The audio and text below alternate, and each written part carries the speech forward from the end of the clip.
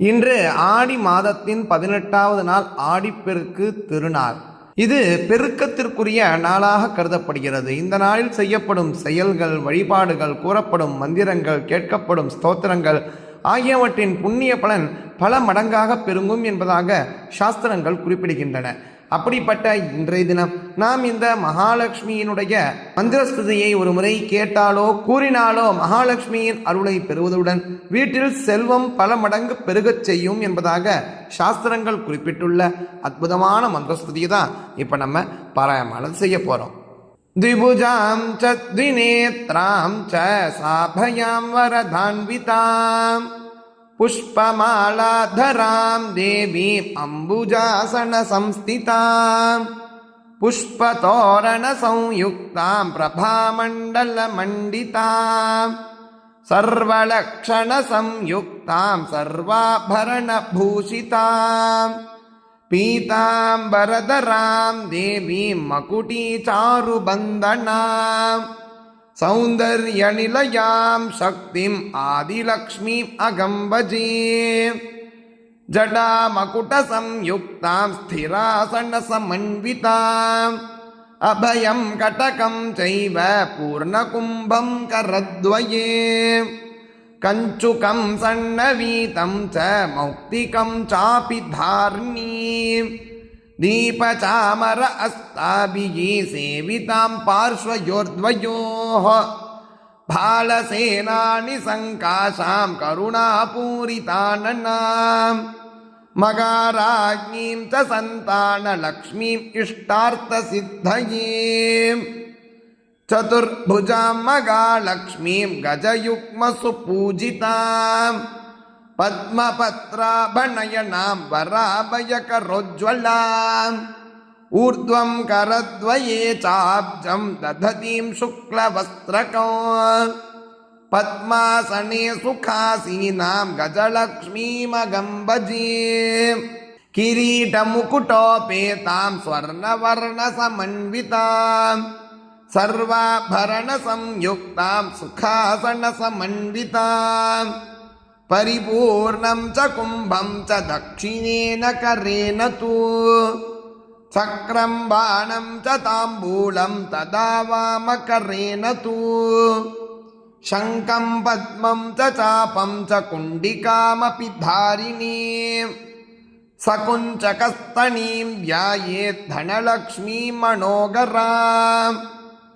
वरदाभयसंयुक्तां किरीटमकुटोज्ज्वलाम् अम्बुजं चक्षुशालिं च कदम्बफलद्रोणिकां पङ्कजं चट्टहस्तेषु दधानां शुक्लरूपिणीं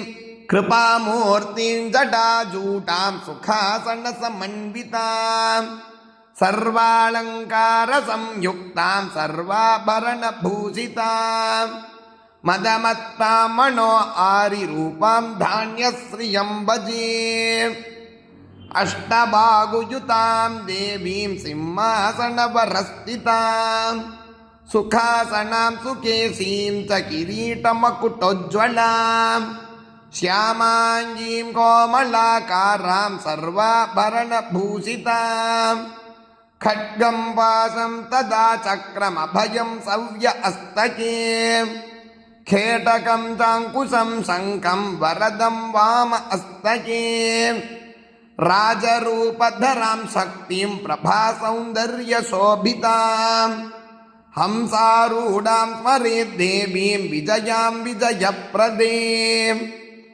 अष्टबाहुयुतां लक्ष्मीं सिंहासनवरस्थितां तप्तकाञ्चनसङ्काशां किरीटमकुटोज्ज्वलां स्वर्णकञ्चुकसंयुक्तां सन्नवीततरां शुभाम्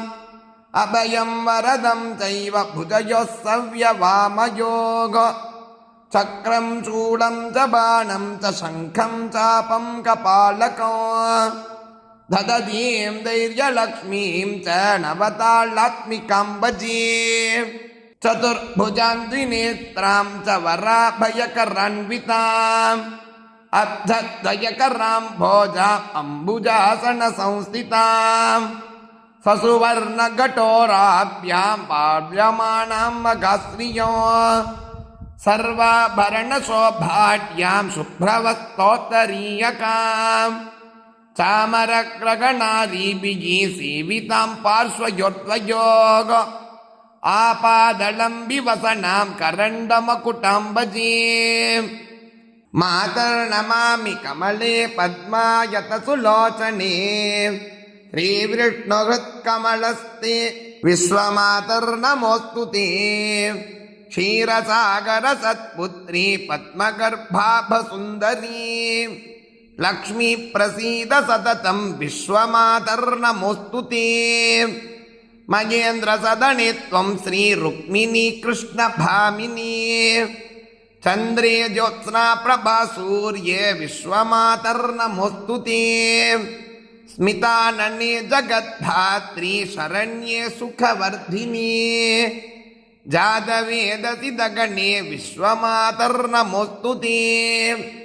ब्रह्माणि त्वं सजर्नासि विष्णौ त्वं बोषिका सदा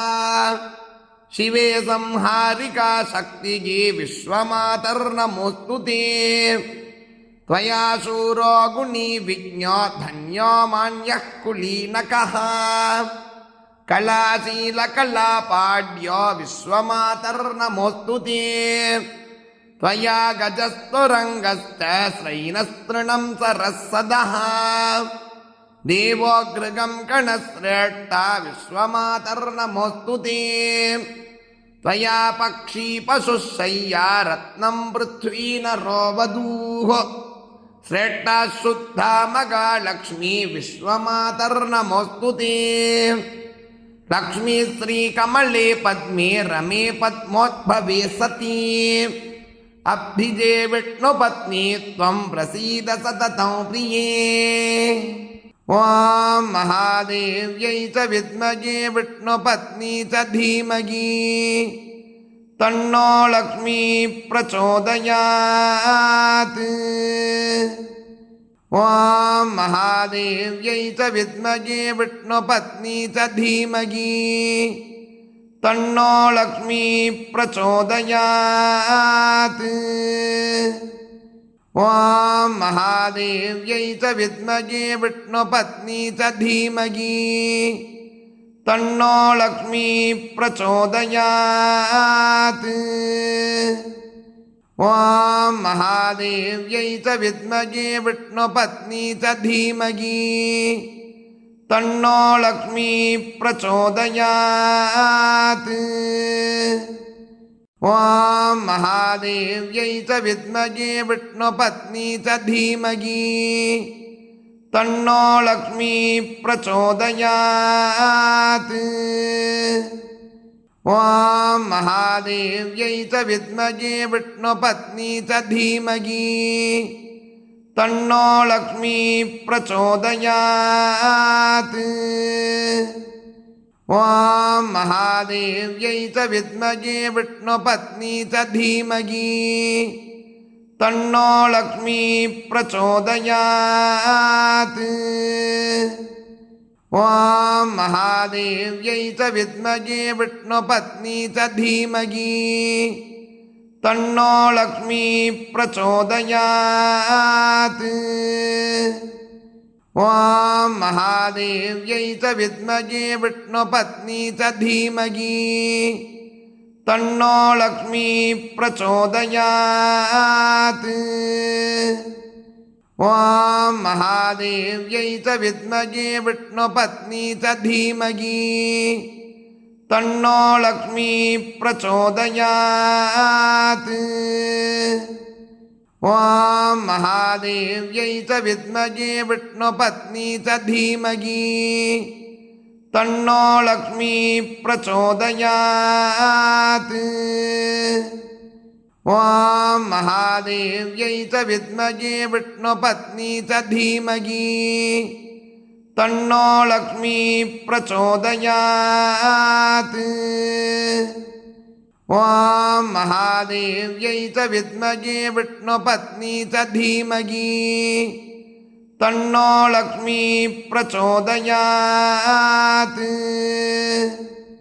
ॐ महादेव्यै च विद्महे विष्णुपत्नी च धीमहि तन्नो लक्ष्मी प्रचोदयात्।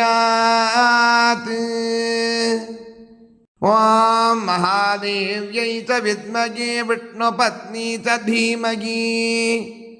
तन्नो लक्ष्मी प्रचोदयात्। ॐ महादेव्यै च विद्महे विष्णुपत्नी च धीमहि